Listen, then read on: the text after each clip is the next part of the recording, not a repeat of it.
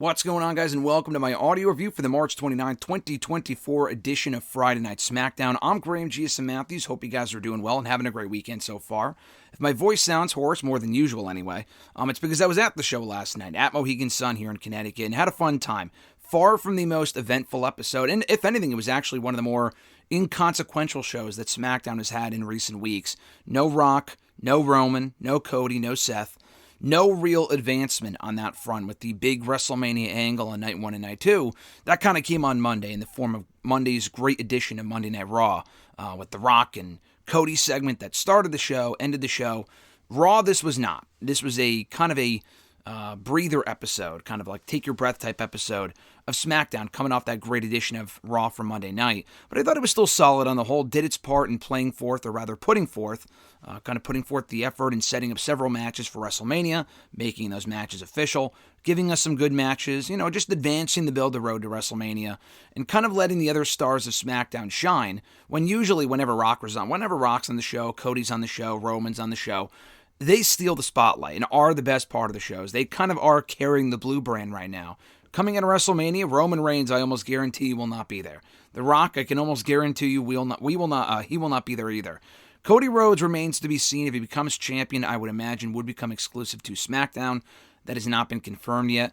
So enjoy it while it lasts, but they also have to do a better job of making other people in the blue brand matter as well. And I thought this episode did a great job of that, specifically with the women, and specifically Jade Cargill. Now, we knew Jade Cargill had signed with WWE back in September. We really haven't seen a whole lot of her since then. We've seen her in several segments backstage on SmackDown in recent weeks when she was teasing, what brand am I going to sign with? And it was primarily on SmackDown where she was appearing, which kind of told you she's probably going to SmackDown. But this is also the same show that recently recruited Naomi. They recently recruited Tiffany Stratton from NXT. So the Blue Brand's women's division, even with Charlotte Flair being hurt right now, is pretty stacked. You got Bianca, all of Damage Control, Babyface Bayley, Jade, Bianca, Naomi being back in the mix as well. Tiffany, like I said, I mentioned Bianca earlier, but that's a pretty stacked scene right there. And Raw's got a good women's division in its own right, but not nearly as stacked as SmackDown's is right now. I assume they rectify that coming out of the draft, with some of these names ending up on Raw, SmackDown getting some names from Raw, some of these names ending up on, some of these names ending up on Raw kind of sending some of their talent to SmackDown as well. But I thought this was a good episode, though, overall. Hot crowd at Mohegan Sun. It's a smaller arena, definitely the smallest arena that we have here in Connecticut that hosts WWE. It's Mohegan Sun, the XL Center in Hartford, and Bridgeport. The other two arenas are fine. I actually enjoy SmackDown at Mohegan Sun the most, and whenever AEW comes here as well, because it's an intimate atmosphere. It's a nice arena. I don't really gamble or shit like that, but it's nice to walk around. They got Ben and Jerry's, though. They got Ben and Jerry's there. I'm an ice cream guy, so I like that sort of stuff. But, I enjoyed the show for what it was, so let's get into it here. Opening the show, Kevin Owens and Randy Orton taking on Pretty Deadly in tag team action to kind of show that, can Owens and Orton coexist? And honestly, I figured they would not, because we have not seen any tension from these two on the road to WrestleMania, which might be refreshing, quite honestly, just because, we've seen in every typical triple threat feud, going into any pay-per-view, the baby faces have to not be able to coexist. But that hasn't been the case so far with Orton and Owens. They just so happen to have a mutual enemy in Logan Paul and want to be the ones to dethrone him for that United States Championship. Now, of course, they're going to have to go up against each other at WrestleMania. Orton's going to be on the KO show next Friday. So maybe there Orton will give Owens an RKO, or KO will give Orton a stunner, whatever. So there's a lot of different ways they can go with it, but it's kind of refreshing, honestly, that we haven't seen any real tension between these two, because the match isn't about them, it's about them taking the title from Logan Paul. And they can face each other as, mutual baby faces come WrestleMania. So Pretty Deadly won the match. It was a good hot match, short, but a good hot match. The crowd was into the baby faces. Pretty Deadly got great heat, and I think they're tremendous in their role. So they picked up the win after Logan Paul showed up shockingly, and I wasn't expecting him on this show. He wasn't on the show last week either, I don't think. He may have been, actually, when they made the match official for WrestleMania, although that might have been 2 weeks ago. That all kind of blends together now. But Logan Paul shows up, knocks out Kevin Owens with the brass knuckles, escapes the arena, or seemingly, or so we thought, he actually went underneath the ring, and Pretty Deadly picked up the win over Kevin Owens. So then from that point, Logan Paul still underneath the ring, Randy Orton watching the replay on the Titantron, notices that not only did Kevin Owens get knocked out, and that was why they lost, so he wasn't pissed at Kevin Owens, he also saw that Logan Paul, after knocking out Kevin Owens, went right back underneath the ring. So Orton, being the smart babyface that he is, this was not dumb babyface syndrome on the show. He escapes from underneath the ring. Orton, drags him out from underneath and beats him up in the ring and attempts to kind of hit him more with an RKO. At the commentary table, they take out Pretty Deadly instead with RKOs and stunners in the ring. So I thought this was well done. It was a good way to build towards the United States Championship match at WrestleMania. Pretty pedestrian stuff as far as, furthering the feud and whatnot, but not giving us what we expected anyway, what I expected, the obvious RKO from Orton onto Kevin Owens, or an obvious stunner from Owens onto Randy Orton. As of right now, they really have no issue with each other, and why would they? Because it's not really about them facing each other, although it is a triple threat. It's more about them facing Logan Paul for the United States Championship. And you might be asking yourself, well then, in that case, why not just make it a handicap match? Because that's not really how championship matches work. Handicap matches are typically not championship matches, so a triple threat is the way to go. And maybe next week on SmackDown they can establish some tension between the two going into the matchup, but we'll soon see on that front. So from there, we had Nick Aldis in the ring, introducing Jade Cargill, the newest member and acquisition of the Blue Brand, to the ring. She cut a short and sweet promo introducing herself, showing off her amazing physique. And what was cool, spoiler alert, she was in her gear here seemingly. Maybe it was just clothes and it looked like she was in her gear. I don't know, but she looked incredible per usual. So she comes out looking like she would be in her gear. When she came back out at the end of the show, she was in clothes. And she got physical at the end of the show, too. And she did so gracefully, and she looked well, and she looked great. So it was funny how she looked like she was in her gear here, did nothing of physicality. Came back out at the end of the show in completely different clothes and got physical. So I thought that was funny. But this was exactly what it needed to be, doing a good job of anyone who's not aware of who Jade Cargill is and her potential, her ceiling, doing a great job of sending the message, this woman's a big deal, and you should take notice of her immediately. So I really like that. I thought they did a great job with that, and it was exactly what it needed to be, like I said. We had our next WrestleMania qualifier on the show, the first of two, actually. The next match on the show is what I meant to say.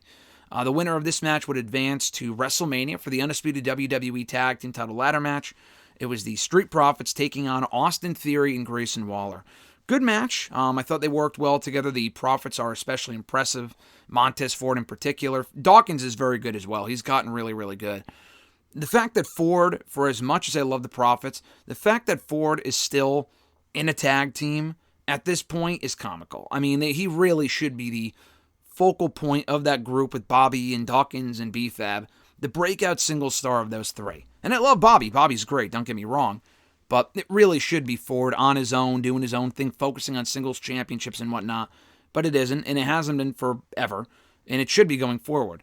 Because the Profits have been a thing now for like 7 years. And that's great. They're a great tag team. But they really should be doing more in a tag team, or rather on singles. And maybe Dawkins can team with Bobby, or, not on the regular. But I don't know. They can really do more to shine the single spotlight on Montez Ford, in my opinion. So the match was good. Before the Profits could win the match, Bobby and B-Fab, who were shown before the match, throwing a party and drinking champagne and whatever, they were attacked backstage by Karrion Kross and Scarlett.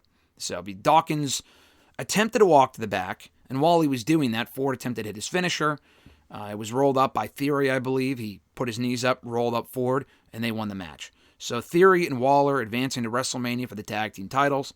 Dawkins looks like a dumb babyface for walking to the back before the match is over. They could check up on him after the match is over. They're not going anywhere. But they lost the match. So I assume this means they did not announce a 6-man or an 8-man or whatever, an 8-person match for WrestleMania SmackDown next week. They could still add it, but they did not announce it at the end of the show, which tells me they're probably going to do it at WrestleMania, whether it be on the pre-show, even if it's on the main show itself, and at this point it should be. I'm shocked, first of all, that it's making WrestleMania. I would fully expect that to be a SmackDown match before Mania. Like the Andre the Giant Memorial Battle Royal, again, is on the SmackDown before Mania. It's not on Mania itself. So you would think that would be like a prime pre-show match for WrestleMania, would be the Battle Royal, which is what they used to do back in the day, and I don't really give a shit either way, but you would think that they would want to give those guys, and maybe the equivalent of that for the women, whether it be the WrestleMania Women's Battle Royal or name it after someone else, would want to give the men and women the WrestleMania payday. Maybe they still pay them the WrestleMania payday by being in the Battle Royals, even though it's not at WrestleMania itself. Because pay-per-view isn't really a thing anymore for this company, so I'm not exactly sure how that works. But anyway, I think it's one of those things where they could have them on the pre-show, and that would be cool. For the Bobby, Profits, Karrion Kross, AOP tag team match. And Kross and AOP came out after the match, laid out the Profits. Bobby came out. They laid out Bobby as well. Great reaction for this from the crowd in the arena, by the way. It would seem to suggest they are setting up a 6-man tag team match. Hopefully not an 8-person. I like Scarlett. I like B-Fab, just not as in-ring competitors. They do not need to be in the match itself. They can be at ringside, and that's fine. I think you can find a role for these guys at this point at WrestleMania. Whether it just be a quick match or whatever. And I think that's why we're getting a 6-man here in a regular tag team match from the LWO Legado guys. And that's exactly what we're going to get into now.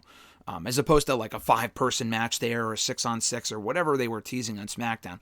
That's what I thought we were getting, faction warfare. Instead, it's just going to be a straight-up tag team match with Rey Mysterio and, again, spoiler alert, Dragon Lee taking on the Legados, Santos Escobar, in the Judgment Days, Dominic Mysterio. After Dominic cost Rey the match last week, he's forming a mutual partnership right now with Santos.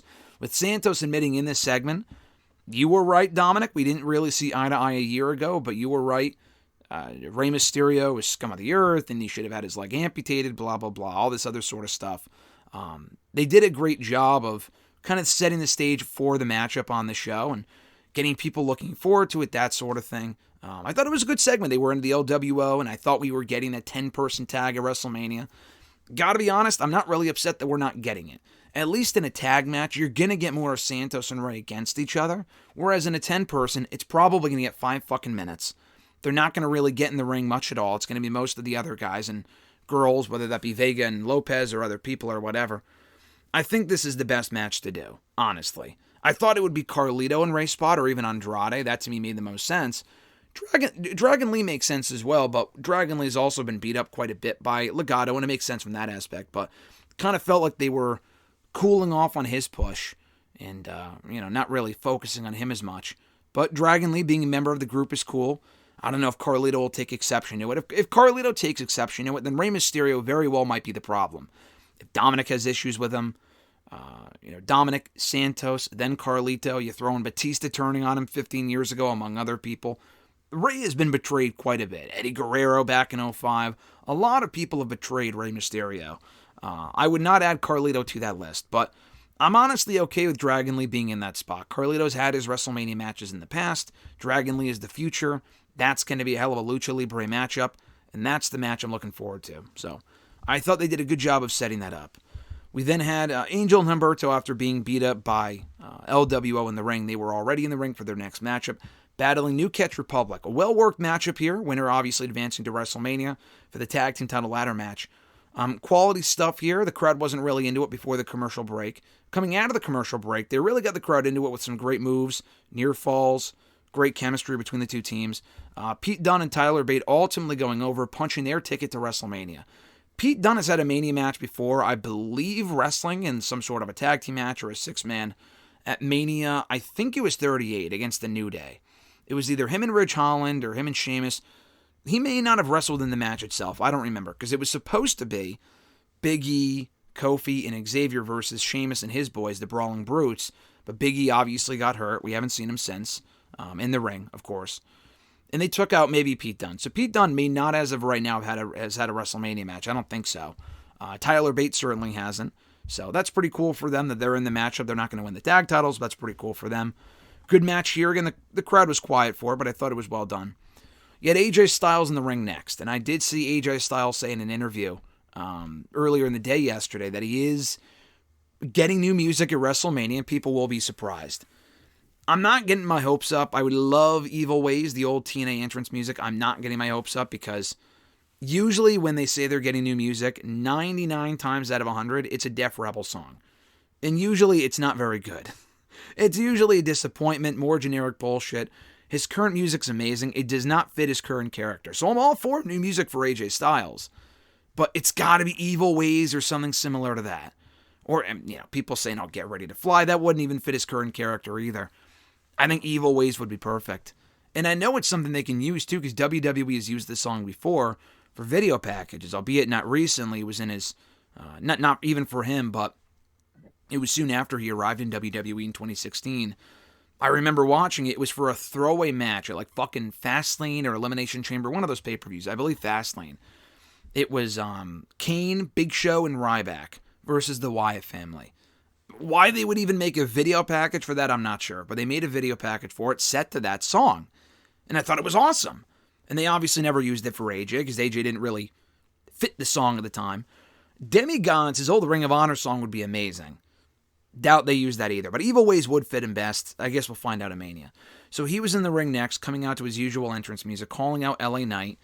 And the whole thing was AJ Styles had told Nick Aldis, I will not be at SmackDown if LA Knight is there. So Nick Aldis promised him, LA Knight won't be here. And AJ wasn't dumb. He said, listen, I know LA Knight's here. So come on out and let's settle this like men, fighting the ring, whatever. So he calls him out.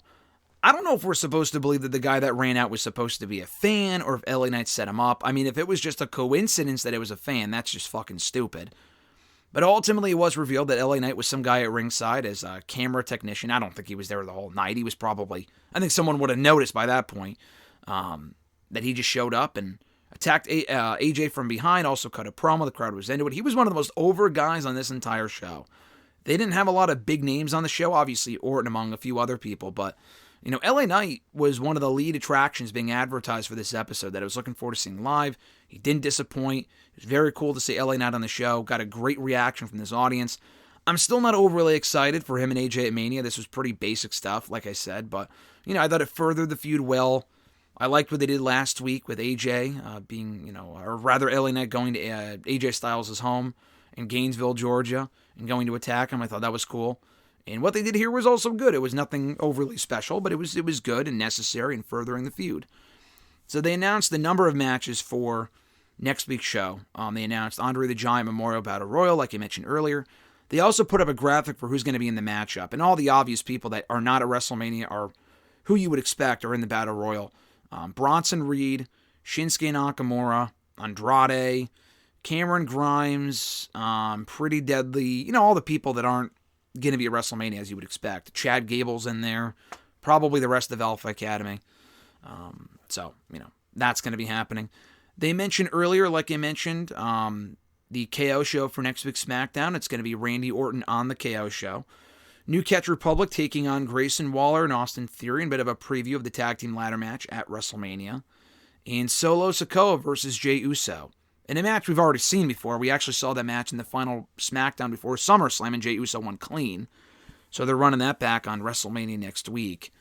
But those are the matches they announced for next week. We then get to the main event. Dakota Kai, or we also heard from Paul Heyman very briefly backstage on the show. And cheap plug, check out my new Paul Heyman interview out right now here on the channel. Also an article form over on Bleacher Report. He was amazing, so check it out when you get a chance. Roman Reigns' doc, which we promoted, is up tomorrow on A&E, airing at like 8 or 10 p.m. Eastern time, I believe. So check that out when you get a chance. But anyway, Paul Heyman was on the show backstage admitting and confirming that it was Roman Reigns that put The Rock up to attacking Cody Rhodes on Monday night. Sure, I mean, it really felt to me like the final boss is not taking, not taking orders from Roman Reigns. Maybe Rock will say that he was lying. I don't know. We'll see what they tease on Monday. If they even address it, probably not. But I thought that was interesting. The main event, Bianca Belair versus Dakota Kai, in a very good match, getting, an ample amount of time. Crowd wasn't overly hot for it, but they worked well together. Dakota Kai selling exceptionally well for Bianca throughout the matchup. They've always worked well together, dating back to their time in like the Mae Young Classic and NXT and the main roster. They've always had really good chemistry together. Another really good match here. The Kabuki Warriors ran towards the ring just as Bianca was hitting the KO day. Bianca gets the win, and they immediately attack her. But they were on their way into the ring as they were attacking her. So I don't know if they botched it and they got there too late, and they were supposed to break it up, and Bianca was going to win by DQ. To me, it looked like a botch. Maybe it wasn't. We haven't heard that reported, I don't think, unless I missed it, in the last 24 hours. In the last 24, 48 hours. So I'm not exactly sure. But either way, Bianca won. Doesn't really matter if Dakota Kai got pinned or not. So Bianca picks up the win, gets laid out by Damage Control. They also aired an interview with Io earlier in the show addressing Bayley.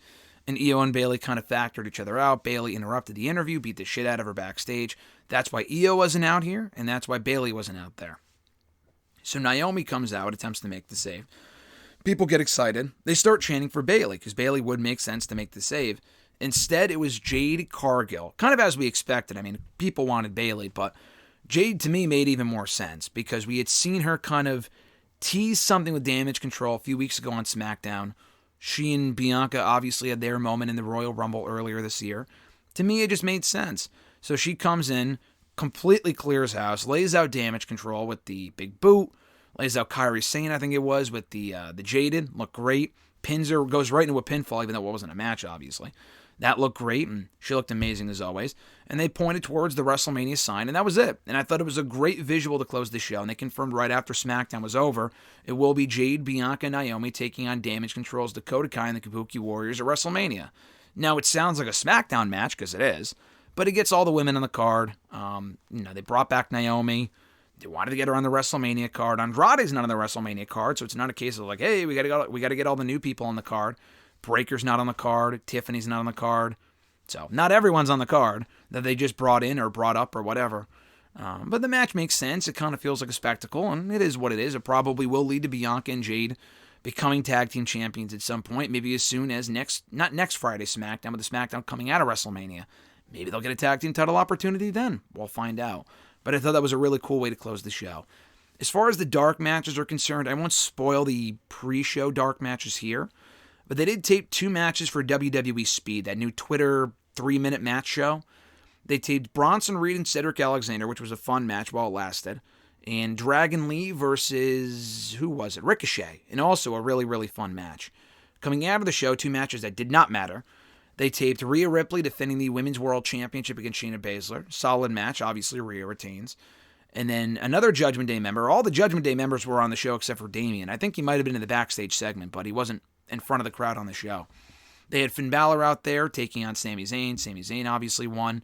JD McDonough attempted to interfere. Sami thwarted the interference, picked the win. Good match between those two. Better than Rhea and Shayna, I thought. That match was kind of boring for the most part. But the crowd was into Rhea. The crowd was into Sami and Finn and whatever. And then Sami addressed the crowd to go off the air. Not off the air, but to kind of send the crowd home happy. Talking about how they've sold out their last 12 weeks worth of shows and all this other sort of stuff. So that ended the show. Thumbs up, though. I enjoyed the show for what it was. Probably would not have enjoyed it as much. I know for a fact I wouldn't have watching on TV. But, being at these shows lately has always been really, really fun. This was no exception. I thought they did a good job of setting stuff up for the coming weeks, and specifically for WrestleMania. Announcing 2 major matches, the 6-woman tag team match and the tag team match with the Rey and Dragon Lee taking on Santos and Dominic Mysterio. They still have yet to make official, and PW Insider already reported that WrestleMania still has 3 more matches yet to be announced. They announced 2 on this show. 1 more left to be announced, probably Bobby and the Profits versus AOP and Karrion. I would not put that on the pre-show. If all the other matches are going to be on the main show, and they haven't done a pre-show match in Mania in years, just put it on the fucking main show. It doesn't have to last long. It can be a buffer match. It can be 5 minutes. It will probably be more likely 2 minutes. But Karrion getting an entrance at WrestleMania, I think, would be cool because he was left off last year's show. And, that probably will be made official throughout the week, if not on SmackDown next week. And that was it. So I enjoyed the show for what it was. I will not be doing a SmackDown audio review next week. I'll be back at SmackDown in a week from now. So I'll be at SmackDown 2 weeks in a row, which I've done before. Not intentionally, but usually, for whatever reason, they come to Connecticut or the area surrounding Connecticut for a SmackDown right before a pay-per-view. And then that week that I go to SmackDown the following week, it's a pay-per-view I'm already at to do, to travel to and do work for. So I'll be at SmackDown next week as well. And again, no audio review because I'll be doing, Mania's the next day, and it's kind of irrelevant by that point anyway. So no SmackDown audio review until 2 weeks from now. Then we'll be back on track with it going up on Saturday. My voice should hopefully not be lost by that point because I won't be at the show, and I'll be kind of a couple days removed from being back from WrestleMania in Philly. So thank you guys for checking out my review. I appreciate it. Be sure to like the video, drop a comment, share the video, and subscribe to the channel for more daily content. Like I said earlier, check out my exclusive interview right now with Paul Heyman, the soon-to-be WWE Hall of Famer. That dropped on Friday here on the channel. Also, my chat with the Solomonster, Jason Solomon, talking House of Glory, rather.